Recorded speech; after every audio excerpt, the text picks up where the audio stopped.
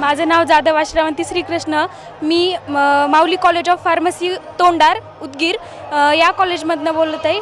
माझ्या गावाचं नाव भवनवाडी, तालुका अंबाजोगाई, जिल्हा बीड. सरकारने जे हे मुलींसाठी उच्च शिक्षण वगैरे फ्री केलं ना, त्यामुळे आम्हाला खूपच फायदा होत होता. अगोदर ना फायनान्शियल प्रॉब्लेम खूप यायचा फीस भरण्यासाठी.